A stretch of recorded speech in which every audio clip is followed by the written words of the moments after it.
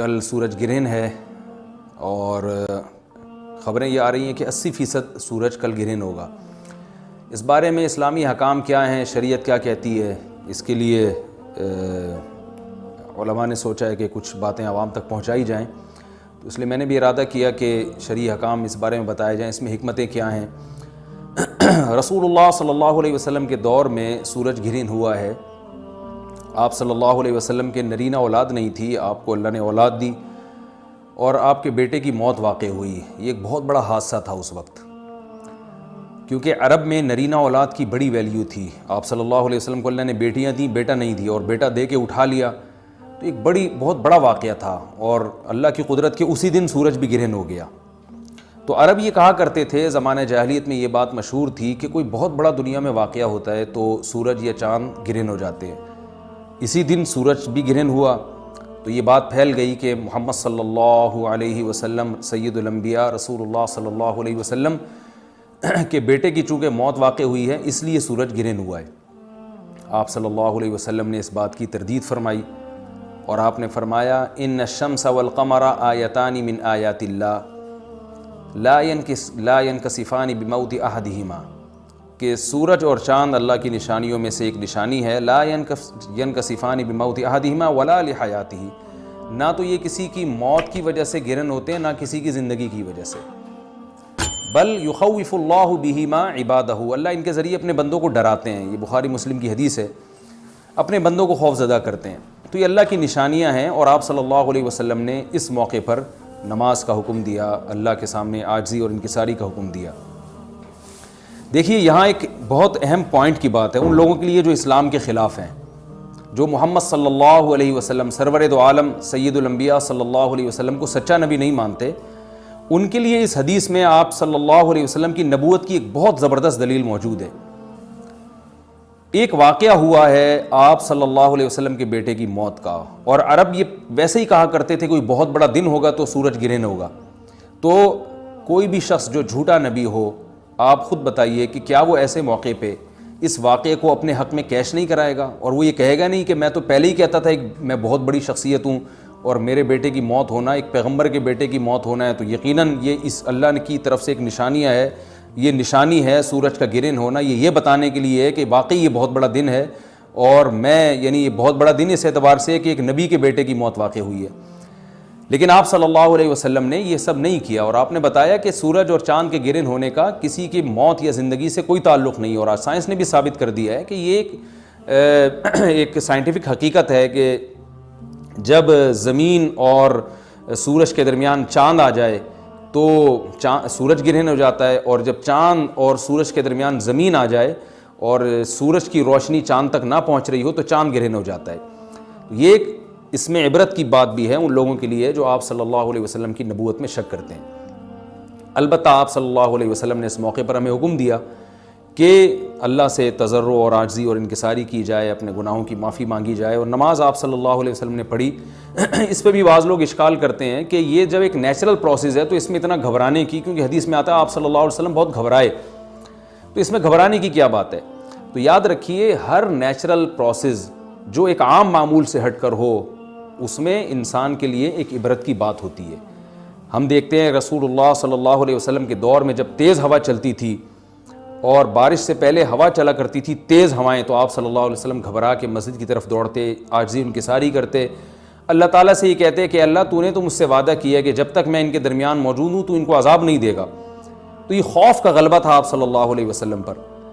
کیوں؟ وجہ اس کی یہ تھی کہ یہی حالات قوم عاد اور قوم سمود پر بھی آئے ہیں۔ قرآن میں آتا ہے نا فَلَمَّا رَأَوْهُ عَارِضًا مُسْتَقْبِلَ أَوْدِيَتِهِمْ قَالُوا هَذَا عَارِضٌ مُمْطِرُنَا بَلْ هُوَ مَا اسْتَعْجَلْتُمْ بِهِ رِيحٌ فِيهَا عَذَابٌ أَلِيمٌ تُدَمِّرُ كُلَّ شَيْءٍ بِأَمْرِ رَبِّهَا فَأَصْبَحُوا لَا يُرَىٰ إِلَّا مَسَاكِنُهُمْ، کہ وہ بادلوں کو دیکھ کے کہنے لگے یہ تو ایک معمول کے مطابق بادل ہیں جو برسیں گے اور بارش ہوگی۔ تو پیغمبر نے کیا کہا کہ یہ بارش نہیں ہے بلکہ یہ وہ عذاب ہے جس کی تم جلدی کیا کرتے تھے، اور اس میں ایک ایسی ہوا ہے جو اللہ کے حکم سے ہر چیز کو ہلاک کر دے گی۔ اور پھر ان پر ایک ہفتہ عذاب آیا، اور قرآن کہتا ہے کہ وہ ایسے پڑھ کے ہلاک ہو گئے کہ فَتَرَى الْقَوْمَ فِيهَا صَرْعَىٰ كَأَنَّهُمْ أَعْجَازُ نَخْلٍ خَاوِيَةٍ، اے مخاطب اگر تو ان کو دیکھتا تو ایسے لگتا کھجور کے تنے ہیں جو اوندھے پڑے ہوئے ہیں، تو ایسے ہوا نے ان کو تہس نہس کر دیا۔ تو یہ عام معمول سے ہٹ کے جب بھی اس کائنات میں کوئی تغیر آتا ہے تو وہ اللہ کی نشانیوں میں سے ایک سائنٹیفک حقیقت بھی ہے، اس کی ایک لاجک بھی ہے، لیکن اس کے ساتھ ساتھ اللہ کی نشانیوں میں سے ایک نشانی بھی ہے، اور ایسی نشانی ہے جس سے ہمیں ڈرنا چاہیے کہ اللہ تعالیٰ کو اختیار ہے، وہ جب چاہے سورج کی روشنی چھین لے، چاہے کسی بھی طرح سے چھینے۔ اور یہ بھی ایک سائنٹیفک حقیقت ہے جو آپ صلی اللہ علیہ وسلم کی نبوت پر جس نے ایک مہر لگا دی ہے کہ سورج اور چاند کا گرہن ہونا، اگرچہ اس کی ایک لاجک ہے کہ چاند سورج کے سامنے آ جائے تو سورج گرہن ہو جاتا ہے، لیکن اس بارے میں جو ہماری تحقیق ہے، جو سائنسدان کہتے ہیں کہ یہ وقت یعنی خطرے کا وقت ہوتا ہے، سورج سے ایسی خطرناک ریز نکلتی ہیں جو نقصان کا سبب بن سکتی ہیں، تبھی بعض حضرات سورج کی طرف دیکھنے سے بھی منع کرتے ہیں، اور یعنی نظام میں تھوڑی ایک عام نارمل روٹین سے ہٹ کے اس کائنات کا نظام چلتا ہے، تو اس لیے یہ اس کائنات کے لیے، زمین کے لیے ڈینجرس ہو سکتا ہے، اور جو گریوٹی اور جو کشش کا نظام ہے اس میں بھی خلل واقع ہوتا ہے۔ تو ایسا نہیں ہے کہ یہ بالکل ایک نارمل کنڈیشن ہوتی ہے اور اس کا کوئی نقصان ہی نہیں ہے، یہ بالکل غلط ہے، اس میں نقصان کا بہرحال خطرہ ہے، اور اس بات کا امکان موجود ہوتا ہے کہ قدرت انسانوں سے انتقام لے یا انسانوں کو نقصان پہنچائے۔ اور ویسے بھی جن کے دلوں میں اللہ کا خوف ہوتا ہے وہ تو ویسے ہی اللہ کے وَهُم مِّن خَشْيَتِهِ، قرآن مجید میں اللہ تعالیٰ کے ارشاد ہے کہ مشرکین بار بار یہ سوال پوچھتے تھے قیامت کب آئے گی کب آئے گی، اللہ فرماتے ہیں لیکن جو مومنین ہیں ان کو اس سے غرض نہیں ہے کہ کب آئے گی، والذین آمنوا مشفقون منها، وہ تو قیامت سے گھبراتے ہیں کہ پتہ نہیں ابھی نہ آ جائے۔ تو جس کے دل میں اللہ کا خوف ہوتا ہے اس کے زندگی گزارنے کا طریقہ کچھ اور ہوتا ہے، وہ بات بات پہ اللہ سے ڈرتا ہے، اس کو اللہ سے ڈرنے کا بہانہ چاہیے، اس کو توبہ کا بہانہ چاہیے۔ تو اس بحث میں پڑھنا کہ یہ تو ایک لاجیکلی ایک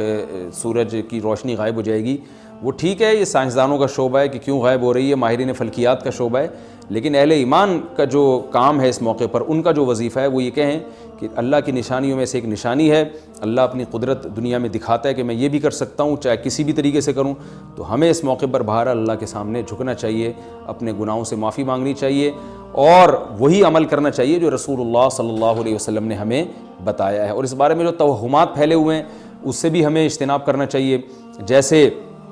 نبی صلی اللہ علیہ وسلم نے عربوں کے وہم کو دور کیا ہے، بھائی اس کا کسی کی موت اور زندگی سے کوئی تعلق نہیں ہے، تو اسی طرح آج کل لوگوں میں ایک سورج اور چاند گرہن ہونے کے بارے میں وہم بھی بہت ہے کہ پتہ نہیں کیا ہو جائے گا، حاملہ عورتیں نہ نکلیں، فلانا نہ کرے، فلانا خربوزہ نہ کھائے، اس موقع پر کسی نے تربوز کھا لیا تو یہ ہو جائے گا، الٹی باتیں پتہ نہیں کیا کیا مشہور ہیں، یہ خربوزے تربوز کی تو میں ویسے ہی مثال دے رہا ہوں۔ تو کوئی بھی چیز جب کہنی ہو تو پوری طرح سے اس کی ریسرچ کریں۔ مجھے نہیں پتا حاملہ عورت کو فائدہ ہوتا ہے نقصان ہوتا ہے سورج گرہن ہونے سے، لیکن اگر نقصان بھی ہوتا ہے تو اس کی کوئی مستند دلیل ہونی چاہیے آپ کے پاس، ایسے ہی سنی سنائی باتیں آگے نقل نہ کریں۔ تو بہرحال ہمیں جو کرنے کا کام ہے جو رسول اللہ صلی اللہ علیہ وسلم نے بتایا ہے وہ کام بخاری اور مسلم کی حدیث کے مطابق نماز ہے، انفرادی بھی ہے، جماعت سے بھی ہے، مستحب یہ ہے کہ جماعت سے نماز پڑھی جائے مسجد میں یا کسی بھی میدان میں، اور 2 رکعتیں امام پڑھائیں گے اور اس میں سرن تلاوت بھی کر سکتے ہیں، جہری تلاوت بھی کر سکتے ہیں، دونوں رائے ہیں علماء کی۔ آج کل جہری کو اس لیے ترجیح دی جاتی ہے کہ صلاۃ کسوف میں جو رسول اللہ صلی اللہ علیہ وسلم کی سنت ہے وہ لمبی نماز ہے، تو لمبی نماز پڑھیں گے تو اگر آپ آہستہ آواز سے پڑھیں گے تو لوگوں کو تھکاوٹ کا احساس زیادہ ہوتا ہے، جہری پڑھیں گے تو تھکاوٹ کا احساس کم ہوتا ہے، تو اس لیے دونوں قولوں پہ فتویٰ دیا جاتا ہے، وہ ایک قول راجح ہے اور ایک میں آسانی ہے، تو آسانی اس قول میں ہے کہ جہری تلاوت کی جائے، اس میں لوگوں کو نماز میں کھڑا رہنا آسان ہوتا ہے، تو لمبی سے لمبی نماز پڑھی جائے، اس میں 2 رکعتیں پڑھی جائیں اور خوب طول دیا جائے اس کو، اور اتنا طول دینا کہ لوگوں کا خطرہ ہو کہ نماز ہی چھوڑ کے بھاگ جائیں گے، یہ بہرحال درست نہیں ہے، کیونکہ آپ صلی اللہ علیہ وسلم نے امام کو مقتدیوں کی رعایت کا حکم دیا ہے۔ اور کوئی جماعت سے نماز میں شریک نہیں ہو سکتا تو گھر میں نماز پڑھیں، انفرادی نماز پڑھیں، نماز نہیں پڑھ سکتے تو توبہ استغفار کریں۔ بہرحال یہ وقت جو ہے توبہ استغفار کا ہے، اپنے گناہوں سے معافی مانگنے کا ہے۔